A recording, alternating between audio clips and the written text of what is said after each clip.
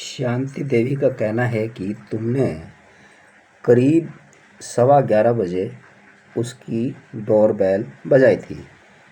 वह नाटकीय स्वर में बोला, और शांति देवी की बातों से यह भी जाहिर है कि उस वक्त तुम ऐसा कोई गवाह जुटाने के लिए मरे जा रहे थे जो बाद में कह सके कि उसकी मौजूदगी में हतप्राण की लाश का पता तुम्हें चला। यानी तुम्हें पहले से ही पता था कि मालती मेहरा मर चुकी थी, क्योंकि उसकी जान लेने वाले खुद तुम ही थे। अजय जानबूझकर खामोश रहा। क्या तुम इस बात से इनकार करते हो? मालती मेहरा का खून तुमने किया था? रणवीर ने पूछा। हाँ, अजय ने ठोस स्वर में जवाब दिया। रणवीर धूर्ततापूर्वक मुस्कुराया। तो फिर 10:36 में 36 मिनट से लेकर 11:15 बजे तक तुम कहाँ थे? क्या कर रहे थे?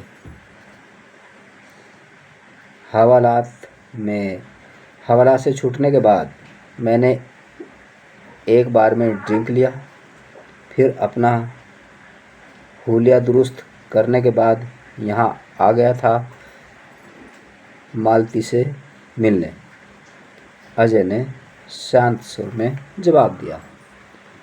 ड्रिंक कहाँ लिया था?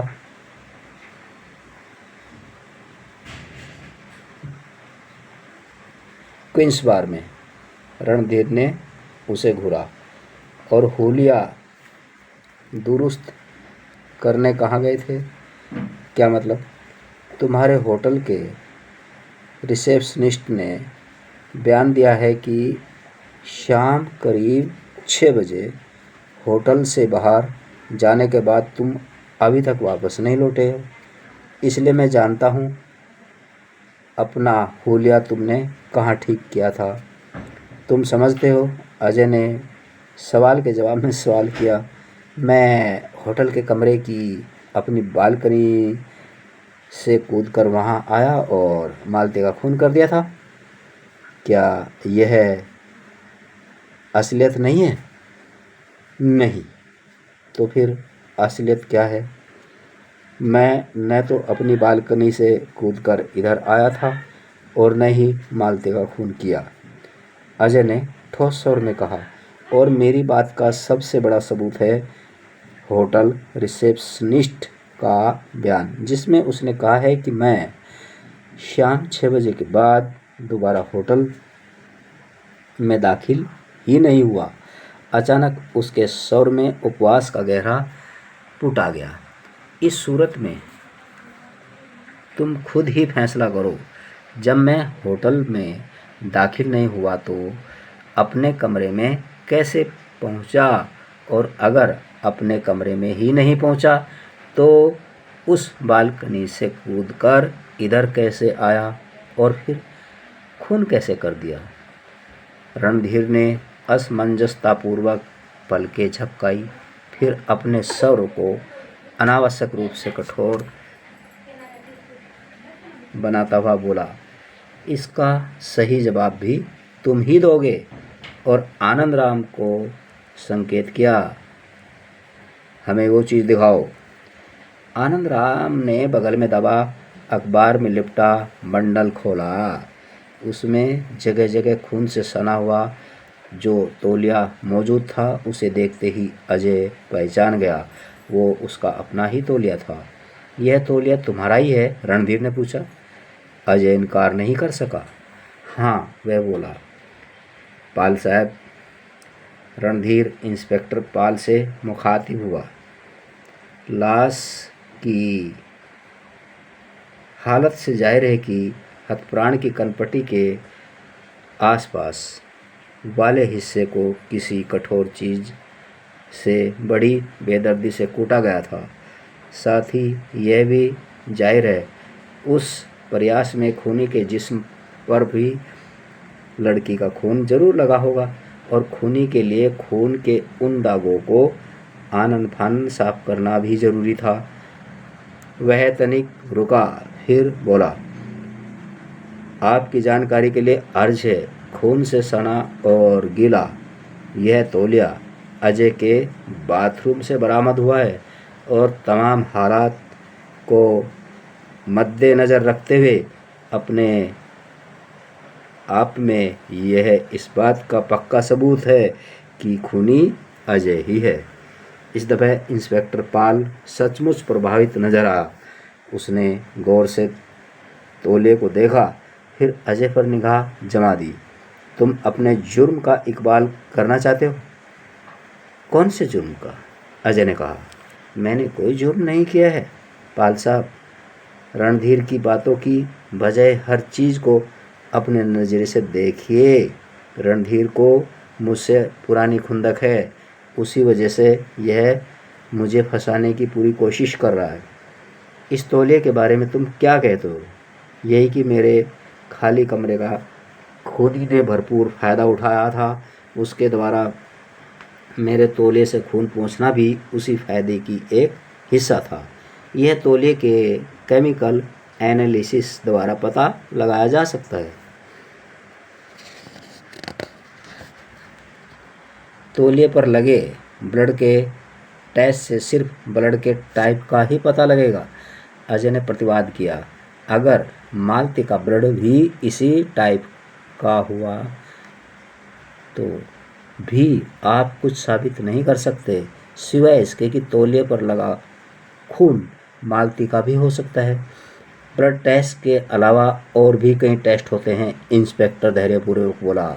मसलन पर स्पाइरेशन यानी पसीने का टेस्ट। मेरे कहने का मतलब है इस बात का पता लगाया जा सकता है कि खून पोंछने के लिए इस तौलिए को तुमने इस्तेमाल किया था या किसी और ने। ठीक है, मैं मान लेता हूँ, अजय तनिक क्षुब्ध स्वर में बोला। लेकिन क्या आप कहना चाहते हैं किसी काठ के उल्लू की तरह मैंने उसी ढंग से इस्तेमाल करने के बाद, जैसे कि रणवीर ने बताया है, तौलिया बाथरूम में ही छोड़ दिया था ताकि आसानी से बरामद किया जा सके? आप लोग बेकार वक्त जाया कर रहे हैं। असलियत यह है यहाँ आने से पहले मुझे पता नहीं था कि इस अपार्टमेंट में खून हो चुका है। यहाँ मालती से मिलने आने से पहले ही मैं अपने कमरे में गया था और बाथरूम में इसी तौले से अपने चेहरे पर लगा वो सूखा खून छुड़ाया जो रणवीर के चमचों द्वारा दी गई पिटाई के दौरान निकला था। अगर ब्लड टेस्ट द्वारा पता लगा इस ब्लड का टाइप वही है जो हथप्राण के ब्लड का था, तब उसकी कोई फिक्र मुझे नहीं है। मैं जानता हूँ तौलिए पर लगा खून मेरा ही है। हाँ, अगर मालती के ब्लड का टाइप भी वही हुआ जो मेरे ब्लड का है तो भी कोई पहाड़ नहीं टूट पड़ेगा। एक ही टाइप का ब्लड लाखों लोगों का भी होना मामूली बात है।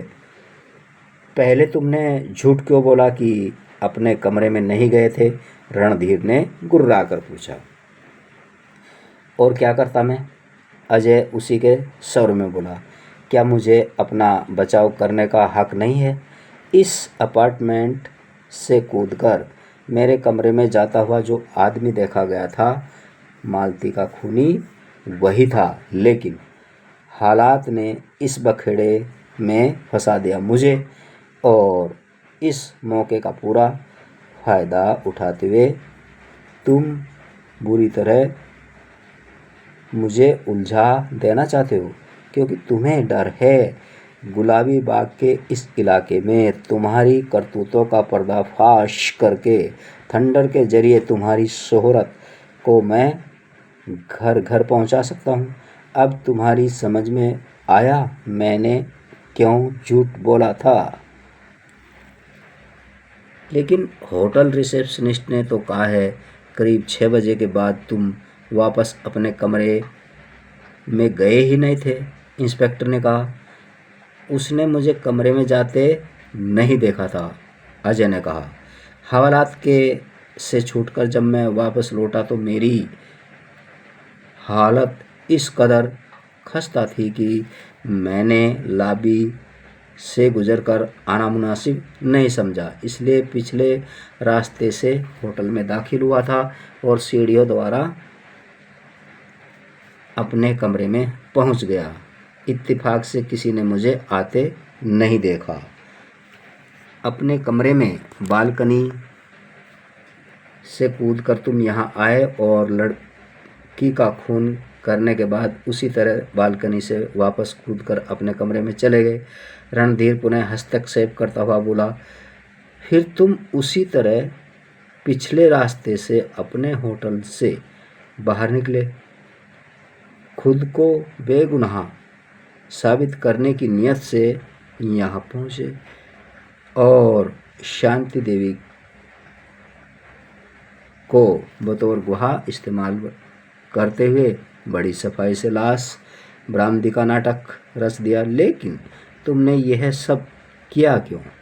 हतप्राण कौन थी और तुम्हारी उस मनगढ़ंत कहानी का असली मकसद क्या था जो तुमने पुलिस स्टेशन में मुझे सुनाई थी? अजय उसकी बातों का जवाब न देकर इंस्पेक्टर पाल की ओर पलट गया।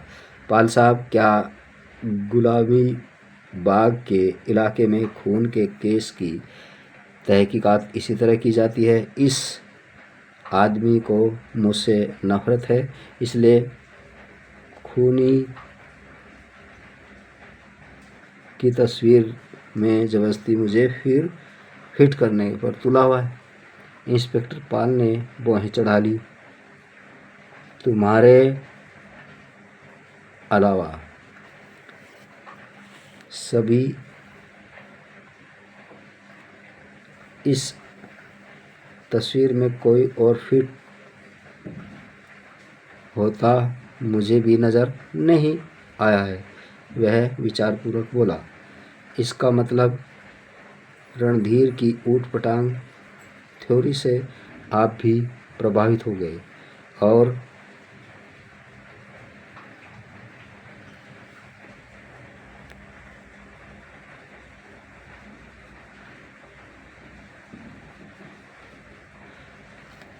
अजय तर्कपूर्ण स्वर में बोला, लेकिन आपने यह नहीं सोचा मालती की हत्या का मेरे पास मोटिव क्या था? तुम्हें बताओ, इंस्पेक्टर ने पूछा। मालती से तुम्हारा क्या रिश्ता था?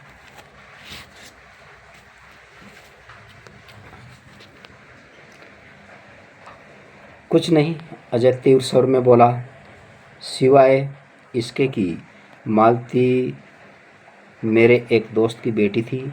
मैंने हफ्ते भर की छुट्टियां गुजारने के लिए विराट नगर से यहाँ आना था, लेकिन ऐन वक्त पर मेरा दोस्त मालती के बाप को लेकर मेरे पास आ पहुँचा। मालती के बाप ने मालती का यहाँ का पता देते हुए मुझसे प्रार्थना की कि मैं उसका ध्यान रखूं। यही वजह थी कि यहाँ आकर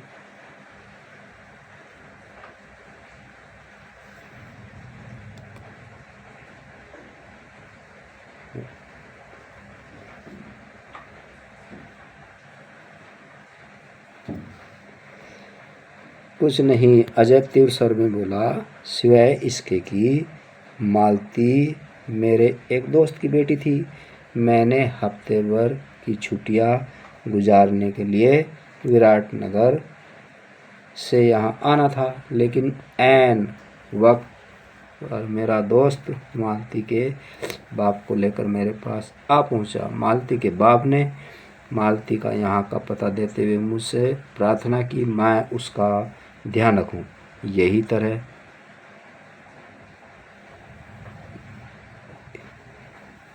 यही वजह थी कि यहाँ आकर उसके सामने वाला कमरा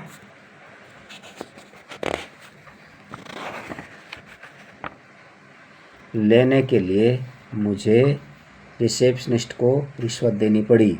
अगर आप इस सिलसिले पर सही ढंग से गौर करेंगे तो सारी बातें आपको ठीक नज़र आएंगी। तुम चाहते हो हम इस पर तुम्हारे बताए नज़रिए से गौर करें? इंस्पेक्टर पाल ने पूछा। आप चाहे तो ऐसा ही समझ सकते हैं। अजय थके से लहजे में बोला। अगर आपको एतराज़ न हो तो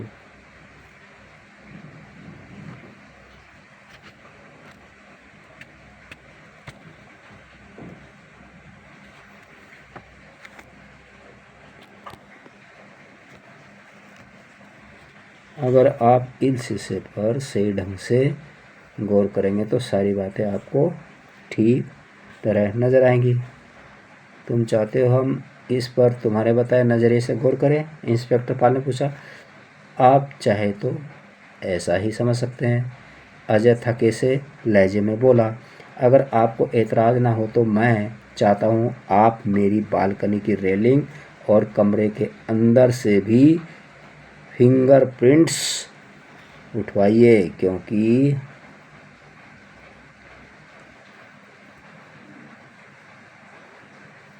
शांति देवी के बयान से जाहिर है खूनी मेरे कमरे से ही होकर भागा था।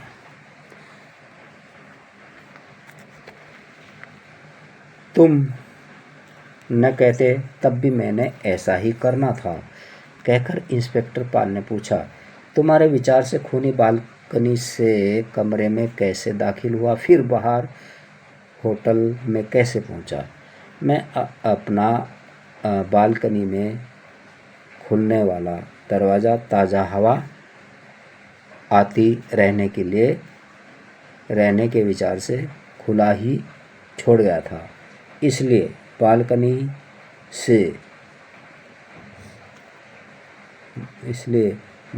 से कमरे में तो यह आसान से पहुंच गया होगा, अजय ने कहा, क्योंकि मेरे कमरे के दरवाजे में 2 वे लॉक लगा है, इसलिए बाहर से लॉक होने पर भी उसे खोला जा सकता है। इस तरह उसे होटल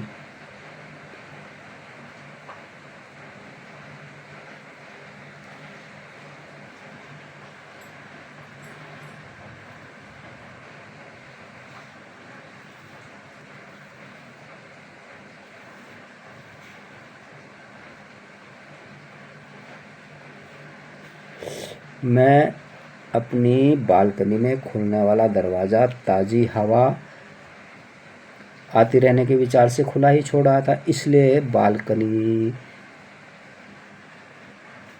से कमरे में तो वह आसानी से पहुंच गया होगा, अजय ने कहा, क्योंकि कमरे में तो वह मेरे कमरे के दरवाजे में 2 वे लॉक लगा है, इसलिए बाहर से लॉक होने पर भी उसे खोला जा सकता है।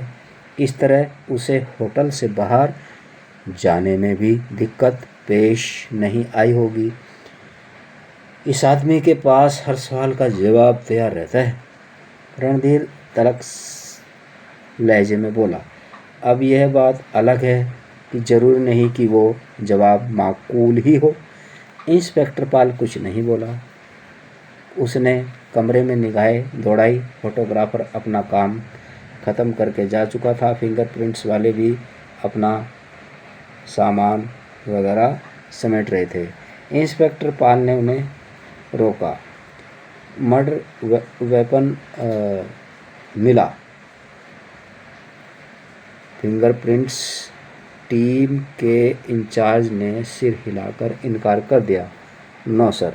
चंद अक्षर मौन रहने के बाद इंस्पेक्टर पाल ने होटल में अजय के कमरे की रेलिंग पर से और कमरे के दरवाजे पर से फिंगरप्रिंट्स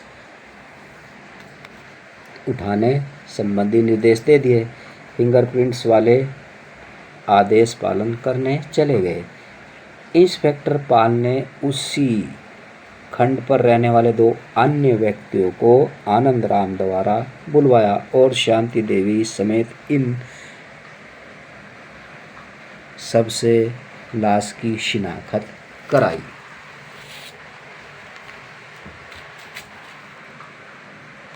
तभी एक एसआई के साथ 2 कांस्टेबल और एम्बुलेंस वाले भीतर दाखिल हुए। इंस्पेक्टर पाल ने लाश उठाने का आदेश दे दिया।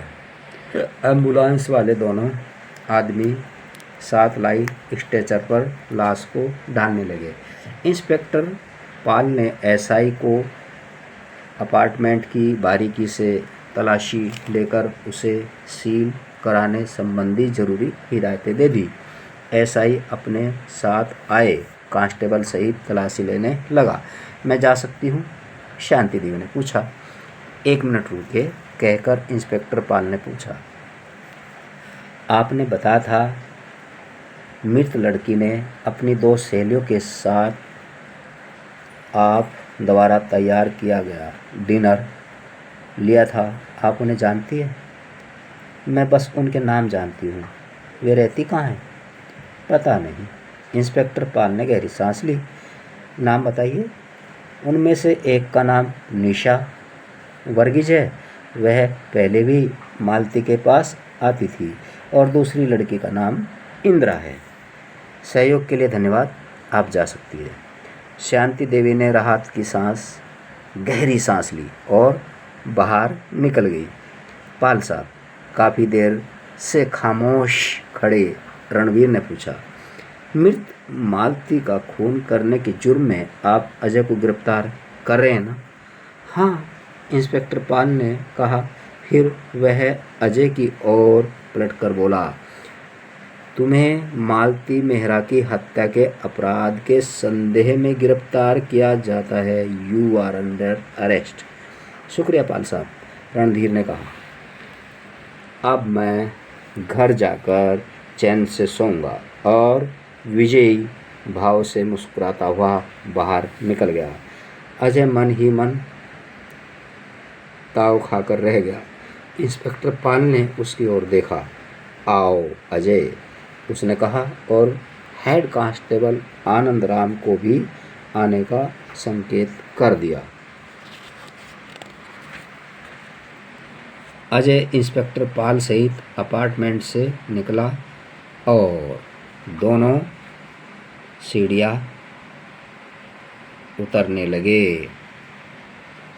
आनंद राम ने भी उनका अनुकरण किया। अजय यह सोचकर तनिक राहत महसूस कर रहा था कि इंस्पेक्टर पाल ने उसे हथकड़ी लगाना जरूरी नहीं समझा था।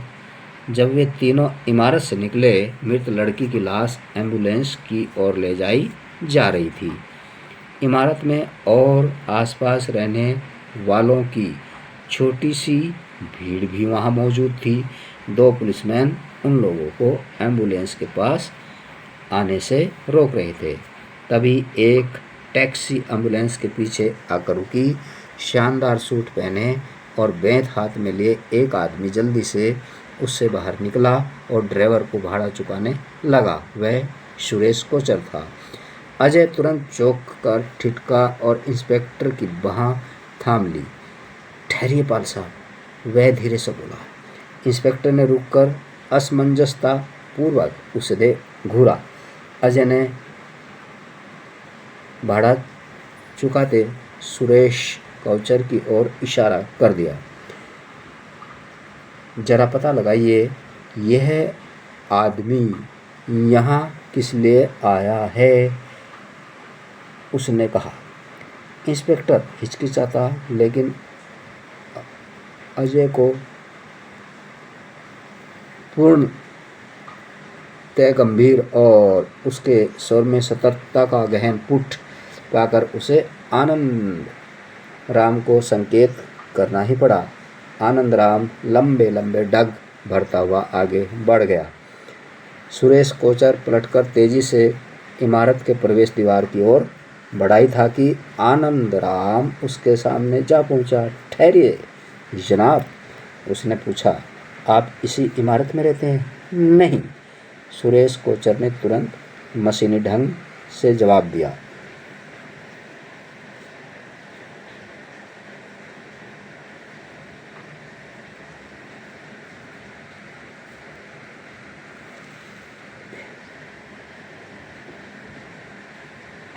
एम्बुलेंस और स्ट्रेचर पर ले जाती लाश पर पहली दफ़ा उसकी निगाह पड़ी थी। उसने नर्वस भाव से पूछा, कोई एक्सीडेंट हो गया है? मर्डर हुआ है, आनंद राम ने जवाब दिया। मर्डर? किसका? एक लड़की का, कहकर आनंद राम ने पूछा, आप यहाँ किसी से मिलने आए हैं? हाँ, कोचर ने कहा, फिर चौंका और फंसी सी आवाज़ में बोला, क्या कहा था तुमने? लड़की का मर्डर हुआ? हाँ, कोचर ने गहरी सांस ली। कुछ कहना चाहा, मगर फिर फौरन ही अपने होठ कसकर खींच लिए। वह सिर हिलाकर पीछे हटता हुआ बड़बड़ा, मेरा काम ज़रूरी नहीं है, फिर कभी आ जाऊंगा। और इस ढंग से पलटा मानो देखना चाहता था जो टैक्सी उसे लेकर आई थी वो रुकी हुई है या नहीं।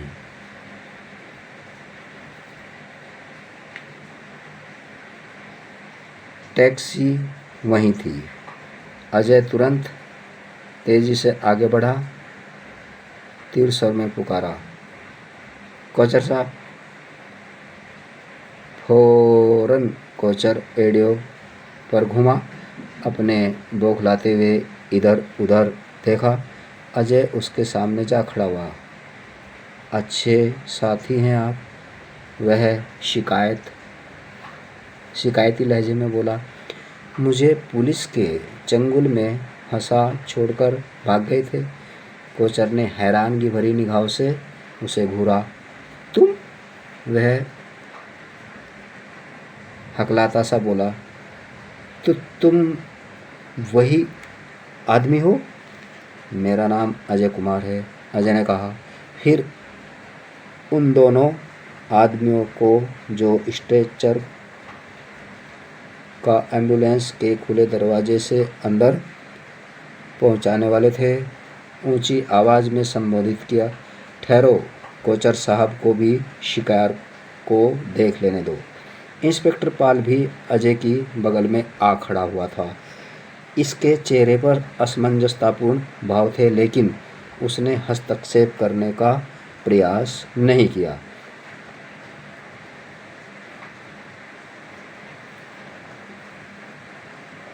गाउदी की भांति मुंह बाए खड़ा कोचर अजय को ताक रहा था।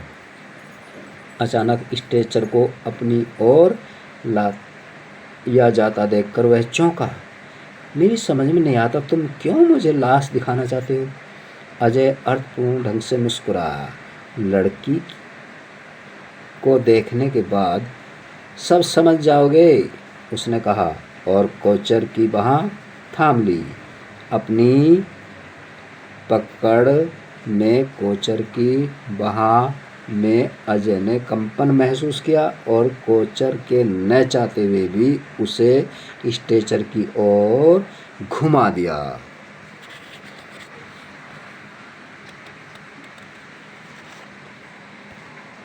पास खड़े आनंद राम ने लाश के ऊपर से थोड़ी सी चादर हटा दी। स्ट्रीट लाइट की रोशनी में मृत लड़की का पूरी तरह खून से सना खौफनाक मुर्दा चेहरा दिखाई देने लगा। कोचर ने संक्षिप्त सी निगाह उस पर डाली, बुरी तरह कांपा और अपना मुंह दूसरी ओर घुमा लिया। हे भगवान, यह विजया नहीं हो सकती, वह चीखता हुआ बोला। अच्छी तरह देख लो, अजय ने कहा। कोचर ने धीरे धीरे फिर घूमकर पुनः लाश पर निगाह डाली, लेकिन इस बार भी गौर से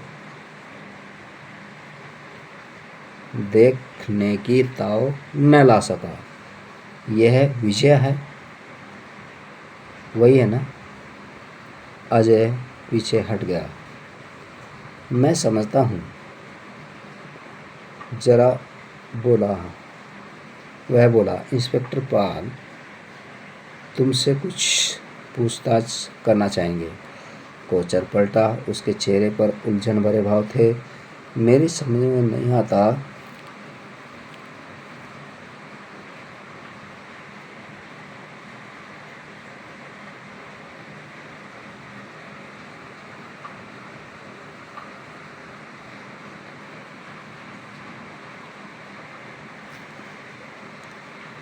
कोचर पलटा, उसके चेहरे पर उलझन भरे भाव थे। मेरी समझ में नहीं आता, वह अस्थिर स्वर में बोला। यह वाकई विजय है, लेकिन उसने तो मुझे आज रात ही फ़ोन किया था और अपने पास आने के लिए बोला था। उसका छोड़ा मैसेज मेरी जेब में पड़ा है और जल्दी जल्दी जेबें टटोलने लगा। लाश को पुनः ढक दिया गया था और उसी एम्बुलेंस में रखा जा रहा था। अब तक खामोश खड़े इंस्पेक्टर पाल ने संदेहपूर्वक कोचर की ओर देखा। आपको पुलिस स्टेशन चलना पड़ेगा, वह बोला। कोचर बुरी तरह चौंका। क्यों? किस लिए? क्या किया है मैंने?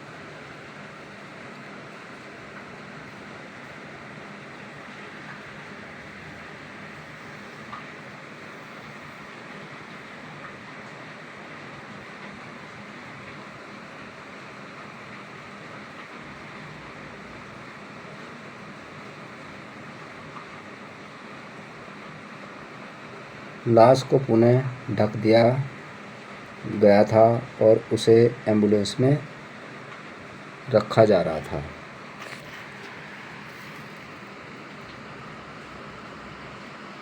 अब तक खामोश खड़े इंस्पेक्टर पाल ने संदेहपूर्वक कोचर की ओर देखा। आपको पुलिस स्टेशन चलना पड़ेगा, वह बोला। कोचर बुरी तरह चौंका। क्यों? किस लिए? क्या किया है मैंने? यह वही बताया जाएगा, इंस्पेक्टर पाल ने सर्द लहजे में कहा। फिर आनंद राम की ओर देखा और अभी तक खड़ी टैक्सी की ओर सिर हिलाकर बोला, इन साहब को इसी टैक्सी में ले आना। और फिर बगल में खड़े अजय से बोला, तुम मेरे साथ आओ। चलिए, अजय ने कहा। वे दोनों एम्बुलेंस के आगे खड़ी पुलिस जीप में जा बैठे।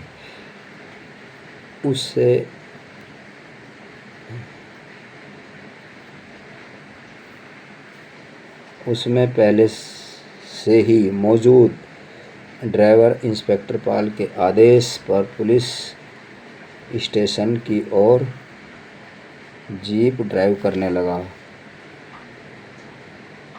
अब तुम शुरू हो जाओ, इंस्पेक्टर पाल ने बगल में बैठे अजय से कहा।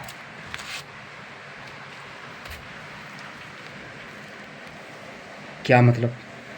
अजय ने जानबूझकर अज्ञानता प्रदर्शित करते हुए पूछा। मतलब तुम अच्छी तरह से जानते हो, इंस्पेक्टर शुष्क स्वर में बोला। यह मत समझना मैं तुम्हें नहीं जानता।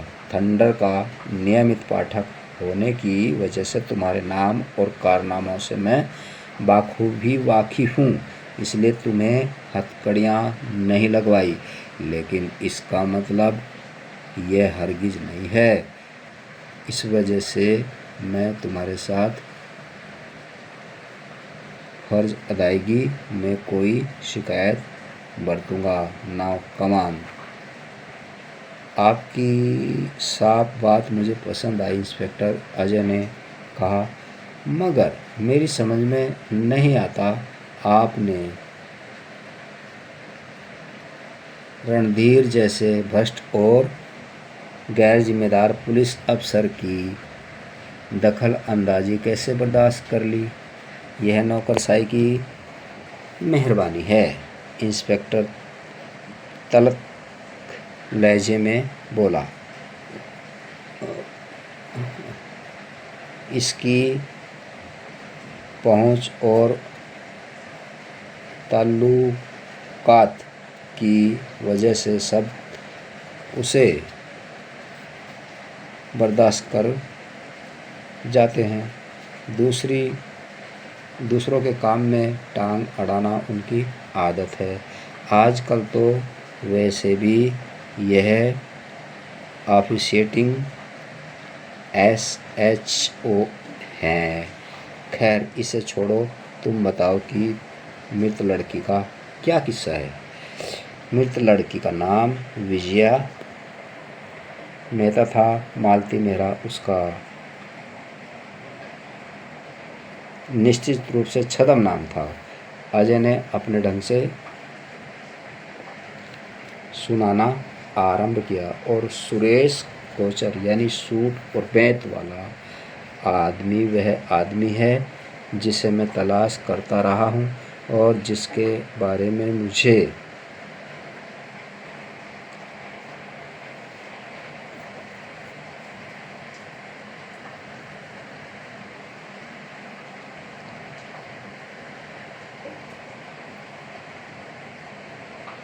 सब नौकरशाही की मेहरबानी है, इंस्पेक्टर तलत लहजे में बोला।